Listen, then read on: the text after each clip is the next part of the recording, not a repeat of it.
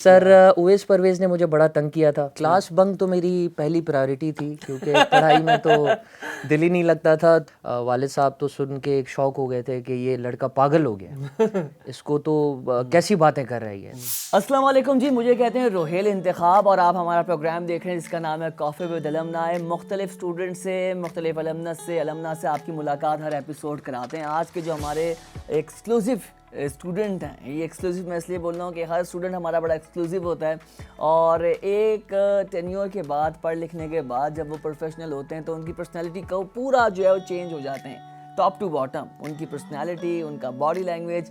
तो आज एक ऐसे ही गेस्ट को हमने बुलाया जिनका माशाल्लाह पूरे पाकिस्तान में मुख्तलिफ सेक्टर्स में उनका नाम है। अगर मैं बिज़नेस की बात करूँ, रियल इस्टेट सेक्टर की बात करूँ, ख़ासतौर पे फूड फ्रेंचाइजीज़ की या फूड चेन की बात करूँ तो उनमें उनका बहुत नुमाया नाम है और बहुत वर्कोहॉलिक हैं और वो अपने काम पे बहुत ज़्यादा फोकस करते हैं।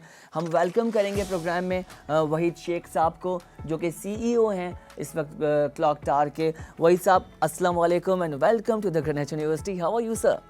वालेकुम अस्सलाम। सबसे पहले तो ग्रीनिच का आपका बहुत बहुत शुक्रिया कि आपने इस लायक समझा और यहाँ मुझे बुलाया इस इंटरव्यू के लिए। I am really grateful. Allah ताला का शुक्र है, life is very good. Thank you so much for inviting me. अच्छा, अभी बताएं, अभी आजकल क्या हो रहा है क्लॉक टावर का? तो मैंने आपको बता दिया, माशाल्लाह बड़ी रौनक है। सीव्यू के किनारे आपने जो है वो बड़ी जो है लोगों को बुलाया हुआ और खाना खिला रहे हैं वहाँ पर। क्लॉक टावर के साथ साथ आप क्या कर रहे हैं? और सबसे पहले तो जैसे ही मैं एंटर हुआ ग्रीनिच तो एक वो वाइब थी like a second place, home, घर की तरह फील हुआ। सारे वही टीचर्स मुझे दिखे, इवन दो स्वीपर्स भी खुद आके मिले तो बड़ी खुशी होती है। मैंने यहाँ जो भी टाइम गुजारा है like it was my second home. और जितनी रिस्पेक्ट यहाँ पे टीचर्स की तरफ से, आपके स्टाफ की तरफ से, मतलब घर से ज़्यादा यहाँ मज़ा आता था यूनिवर्सिटी में। तो जैसे ही मैं एंटर हुआ हूँ काफ़ी टाइम बाद एक अलग पॉजिटिव वाइब्स आई और एक अच्छा फील हुआ एंटर। अच्छा भाई, ये बताएं कि अभी आप प्रोफेशनली क्या करें? माशाल्लाह क्लॉक टावर का तो हम सबको पता है, उसके अलावा भी रियल इस्टेट में आप काम करें, तो बिज़नेस कैसा चल रहा है आपका? कहाँ कहाँ मुंसलिक हैं आप? देखिए, सबसे पहले तो मैं थोड़ी सी इकोनॉमी की बात करता चलूँ कि पाकिस्तान एक तो आपका यहाँ पे लॉ एंड ऑर्डर जो है आपका बिज़नेस सेक्टर को उठाता है, ना कि आपके सिर्फ अवाम को। आपका बिज़नेस सेक्टर में भी अगर लॉ एंड ऑर्डर सिचुएशन मुल्क की ठीक नहीं है तो आपका बिज़नेस अल्टीमेटली ख़ुद ब खुद फॉलिंग की तरफ है। तो ये तो प्रॉब्लम्स तो फेस करते आ रहे हैं एज एन बिजनेसमैन। तो मेरा जो सेक्टर है वो रियल एस्टेट सेक्टर है, ट्रैवल एंड टूरिज़म सेक्टर है और तीसरा जो है वो फूड है। तो मैंने बड़ा डीपली देखा बिज़नेस को, जो कि 1.5 साल पहले जो हालात थे, तो आज यकीन माने मैंने उन बंदों की आंखों में आंसू देखे हैं जो जो कराची को रन करते हैं। वो अपने इजहार मतलब कर नहीं पाते कि हो क्या रहा है। तो उनके स्टाफ, उनको दुख होता है कि 4-4 हज़ार लोगों की नौकरियां ख़त्म करवा देना, तो वो शौक़ से नहीं करते, तो वो भी सर्वाइव नहीं कर पाते। अगर हम बात करें रियल एस्टेट सेक्टर की, काफ़ी ज़्यादा बूम था 18 मंथ्स बिफोर, अगर आप कह लें तो 2021 एंड 2022 टिल जून, मैं कहता हूँ जो बूम आया है यहाँ पे रियल एस्टेट सेक्टर में और ओवरसीज़ काफ़ी ज़्यादा इन्वेस्टमेंट्स हुई हैं। ना मैं गवर्नमेंट की बात करता हूँ, एक अनफॉर्चुनेट सिचुएशन है। इंशाल्लाह पाकिस्तान की हालात बहुत ज़्यादा बेहतर होंगे इंशाल्लाह। बहुत प्यारी बात। लास्ट 7 to 8 मंथ्स बड़ा फेस कर रहा है रियल एस्टेट सेक्टर भी। मैंने इसको बड़ा डीपली रीड किया है। With in again 8 to 9 months ये सेक्टर दोबारा उठेगा इंशाल्लाह। जिन लोगों ने ओवरसीज़ को भी मैं कहना चाहूँगा, यहाँ से मैसेज देना चाहूँगा कि अगर आपने पाकिस्तान में इन्वेस्ट किया है या आप करना चाहते हैं तो प्लीज़ बिल्कुल मत घबराएं। This is the right time to investment also. आप इसको इन्वेस्टमेंट भी कर सकते हैं। और हालात अप एंड डाउन, आप हिंदुस्तान को ले लें, आप किसी यूरोपियन साइड ले लें, इराक ईरान ले लें, बम्पिनेस आती है आपकी हर जगह। तो एक बम्पिनेस राइड है हमारी यहाँ पे। इंशाल्लाह ये हालात ठीक होंगे कुछ महीनों में, तो घबराएं नहीं। मुल्क हमारा घर है और इंशाल्लाह यहीं रहेंगे, यहीं रहना है। ये सेक्टर्स आगे पीछे उठते गिरते रहेंगे। इन शॉर्ट आपने घबराना नहीं है जी, आप लोगों ने घबराना नहीं है। परफेक्ट। अच्छा वही, अब गणेश की बात हम करते हैं। माशाल्लाह बहुत अच्छा, आपने बड़ा पॉजिटिव मैसेज दिया। टेन्योर आपका गणेश का कौन सा था? कौन से प्रोग्राम में आपने इनरोल करवाया खुद को? बेसिकली मेरा वर्किंग एक्सपीरियंस ठीक ठाक था क्योंकि we own fuel stations over here, तो उसका थोड़ा बहुत था। और ट्रैवल इंडस्ट्री का काफ़ी वर्किंग एक्सपीरियंस था और छोटे बहुत 1-2 कैफ़ेज़ टाइप रेस्टोरेंट्स हुआ करते थे हमारे, तो उसका भी था। तो जब मैं यहाँ ज्वाइन करने आया, यहाँ पे काफ़ी सारे नाम हैं, मैं वो लेना नहीं चाहता, उन्होंने हेल्प आउट किया। तो मैंने एग्जीक्यूटिव प्रोग्राम लिया जो कि मेरी वीकेंड प्रोग्राम था और काफ़ी ज़्यादा सीखने को मिला, क्योंकि उन दिनों आपको शायद याद हो कि if you have a working experience of 5 to 6 years का, अगर आपका वर्किंग एक्सपीरियंस है तो आपका जो MBA प्रोग्राम है वो एग्जीक्यूटिव में टर्नओवर हो जाता है। तो मैंने इसको एक सेकंड ऑप्शन के थ्रू इसको लिया और अल्हम्दुलिल्लाह अच्छे तरीके से वो चीज़ें गईं, बहुत सारी चीज़ें प्रैक्टिकली सीखी कि आगे ज़िंदगी में क्या क्या चीज़ें आनी हैं। तो बेसिकली ये जो इदारा है, मैं काफ़ी ज़्यादा ऐसे नहीं कि ये मेरा मतलब मैं यहाँ से पढ़ा हुआ हूँ तो मैं इसलिए, मैंने काफ़ी इदारे देखे, बट यहाँ जो है आपको प्रैक्टिकली चीज़ें क्या आनी है वो उसको ज़्यादा तरजीह दी जाती है, उस पे ज़्यादा फोकस किया जाता है, चाहे आपके टीचर्स हों, चाहे अलुमनाई, व्हाट्सएवर, सारे लोग उस पे फोकस करते हैं कि आपकी लाइफ में आगे क्या चीज़ें आने वाली हैं, तो हमें उसके लिए तैयार किया जाता है बेसिकली। तो वो मैंने चीज़ यहाँ पे सीखी और मैं अगेन हमने किताबों से कम पढ़ा, जो टीचर्स के एक वर्बली जो लेक्चर्स होते हैं हमने उससे बहुत ज़्यादा सीखा। कौन सा टीचर आपको याद है आज की, यार इसने मुझे बहुत चेंज सर उवैस परवेज़ ने मुझे बड़ा तंग किया था। तो बाकी जो मुझे अभी तक याद है, sir Imad Karim was gem of a person, बड़े अच्छे इंसान हैं, सारे टीचर्स ही अच्छे हैं। Sir Javed Batla was a very good teacher, मतलब काफ़ी ज़्यादा उनकी एक कही हुई लाइन आज भी मुझे याद है जो कि मुझे इतना काम आता है अपने मुश्किल वक्त में।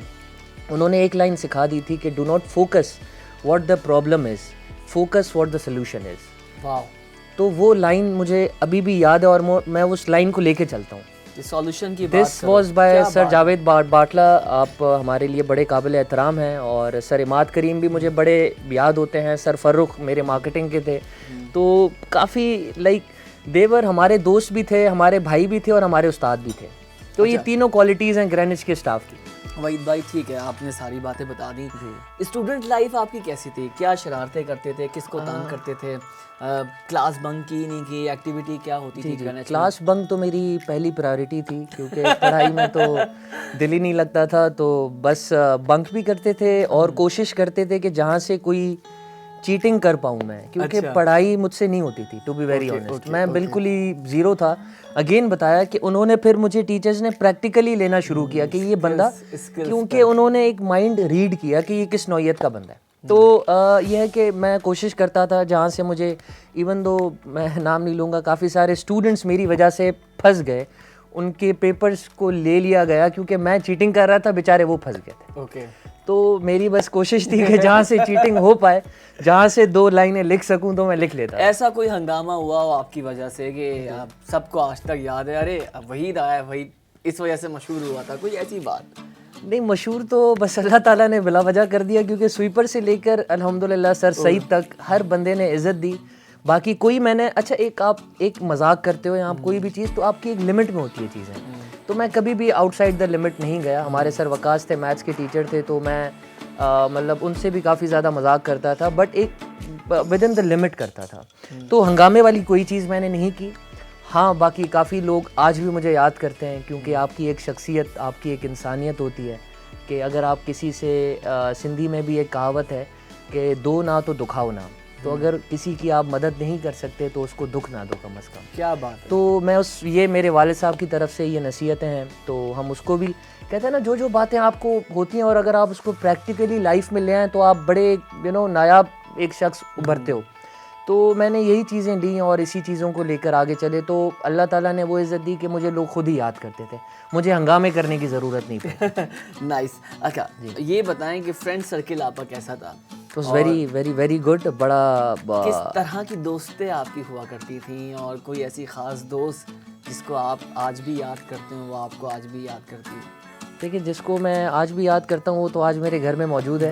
यही निकलवाना तो I found my partner in Greenwich university. तो मैं ना चाहते हुए भी इस इदारे को नहीं भूल सकता, क्योंकि मैं रोज़ाना ग्रेनिच को देखता हूँ।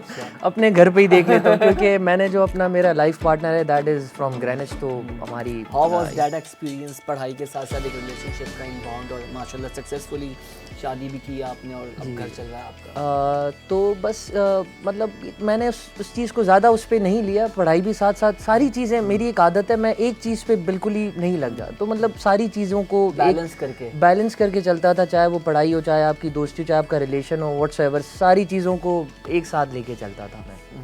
तो थोड़ा समझदारी भी थी, तो इस वजह से मैं कभी अगेन मैं आउटसाइड द बॉक्स नहीं गया। हर्डल्स आए फैमिली की तरफ से या सोसाइटी या सोशल प्रेशर या फैमिली का प्रेशर? मेरा जो था सिर्फ रिलेटिव्स का तो मेरा ऐसे नहीं, बट फैमिली का काफ़ी ज़्यादा वो था कि क्या कर रहे हो तुम। वी आर सिंधी फैमिली, जिस तरह आपको पता है एक बलोची और सिंधी फैमिली का जी होता है, तो वालिद साहब तो सुन के एक शौक हो गए थे कि ये लड़का पागल हो गया, इसको तो कैसी बातें कर रही है। तो बड़ी मुश्किलात आई, तो बस अगेन किसी की नाफरमानी नहीं की, हमारे वालिदैन अग्री थे और एक तरीके से चीज़ें की, बट किसी को दुख नहीं दिया। अगेन एक तरीके से चीज़ें बड़ी मुश्किलात आई, काफ़ी ज़्यादा एक लंबी डिबेट है, तो मतलब उसके बाद बस कैसे तैसे हो गया, अल्लाह ताला का शुक्र। वही, if you will be the part of Greenwich again, तो क्या प्रोग्राम है करने का कि आगे पीएचडी करना है या एमएस मजीद करना नहीं, है? As I told you I have remaining D1 D2 and I मेरे कुछ रहते हैं, तो इंशाल्लाह I will continue my executive programme इंशाल्लाह, अगर मुझे इरादा हुआ तो I will definitely do this. और आपने जिस तरह बात की क्लॉक टावर की भी, तो इंशाल्लाह मैं पूरे ग्रेनिच को वेलकम भी करता हूँ। आप आएँ, आप लोग मेरी फैमिली हैं, आप लोग मेरी सेकंड फैमिली हैं, चाहे वो ग्रेनिच का अलुमनाई हो, स्टूडेंट्स हो, मैं दिल से खुद वेलकम करूँगा। Very nice, very nice. Okay, अब बहुत हमने सीरियस बातें कर ली हैं, एक हमारा राउंड होता है, आप लोगों को पता है, आप लोग तो हमारे एपिसोड्स देखते ही हैं, रैपिड फायर, ठीक है। वही इसमें ये होगा कि मैं ग्रेनिच के किसी स्टाफ का नाम लूँगा, वन वर्ड में उसको डिस्कस करना है या डिस्क्राइब करना है या उसके साथ जस्टिफाई करना है, लेकिन वो नाम सोचने का टाइम नहीं होगा, बस फ़ौरन बोल देना है। एज अ स्टूडेंट जो उसके बारे में आप क्या बोलते थे, ठीक है? तो वो ये जिन का आप नाम बोल रहे हैं वो देखते हैं ये वीडियो? बिल्कुल देखते हैं, क्यों नहीं देखते, और कभी कभी नहीं भी देखते। अब इसको देखें, ये नहीं मतलब सोचना नहीं है आपने। नहीं, मैं ब्लंटली, मुझ में एक आदत है, मैं बड़ा ब्लंट हूँ। हाँ, तो यही चाहिए, इस राउंड की खूबसूरती यही है। Rashid Iqbal communication centre. चालाक। राशिद भाई चालाक, nice. Okay, Sarab Nawaz. Humble. Humble, nice. Sir Ahmed Kamran. Very polite and respectable person. No doubt. Sir Ehtesham. Sir Ehtesham very lively. Oh nice. Sir Munir accounts. Sir Munir gem of a person. Gem of a person, okay. काम के बंदे थे हमारे। Okay, यानी मुनीर साहब की हमारी वहीं पे अकाउंट्स और फीस वक्त पर जमा कराएगी और सब ड्यूज वगैरह सब okay. Okay, nice. Miss Shazia,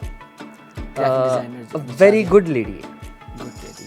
our director administration and person mister Saeed Kamal Mughal. Elder brother. Oh nice. Madam Seema Mughal. Like a sister and a mother. Nice. Last sentence and statement about the whole Greenwich University. My second home. I would say कि मेरा ये दूसरा घर है। मैं ऐसे आता हूँ जैसे अगेन मैं आपको वही बताऊँगा कि ये एक इदारा मेरे लिए एक घर भी है। ट्रस्ट मी, मुझे बड़ा मज़ा आता है यहाँ पे और एक अपनाइयत फ़ील होती है। अगेन ना कि सिर्फ आपके इंस्टीट्यूशंस के हवाले से, जो आपको यहाँ पे हर स्टूडेंट को मैंने देखा है कि आपके यहाँ पे जो भी स्टूडेंट आया है और जो आएगा वो इस इदारे को नहीं भूल सकता, क्योंकि वो आपको एक फैमिली मेम्बर बना के छोड़ देते हैं अपना। Thank you so much Waheed, आपने हमारे लिए वक्त निकाला और आप हमारे special alumni. Thank you so much. मैं यकीन माने मैं इसका डिजर्व नहीं करता, मैं बड़ा डाउन टू अर्थ बंदा हूँ। नहीं, आप लोग इतनी रिस्पेक्ट देते हैं। ये रिस्पेक्ट है इस पूरे इदारे की। सो मच, थैंक यू। और इसी तरीके से आप हमारे हम अपने एलुमनाई को छोड़ते नहीं और ना आपने छोड़ा, और ये मोहब्बतों का सिलसिला और ये चाहतों का सिलसिला आगे भी चलना चाहिए। बहुत शुक्रिया। Thank you so much. Thank you so much. एक token of appreciation. Thank you so much. Lovely meeting and thank you so much for inviting me. Allah ताला इस इदारे को मेरी दुआ है कि इतना नाम दे कि हमारी पाकिस्तान के हर शहर में इस इदारे की ब्रांच हो। Thank you so much. Hopefully आपको आज का एपिसोड बहुत मज़े का लगा होगा। मज़ीद किसी अलुमनाई या अलुमनस को आप देखना चाहते हैं तो प्लीज़ कमेंट में हमें बताइए, और YouTube पे हमारा ऑफिशियल चैनल है उसको भी सब्सक्राइब कीजिए। वीडियो पसंद आई तो प्लीज़ इसको शेयर कीजिए। अपना बहुत ख्याल रखिएगा। मुझे और मेरी पूरी टीम को दीजिए इजाज़त। अल्लाह हाफिज़। पाकिस्तान जिंदाबाद।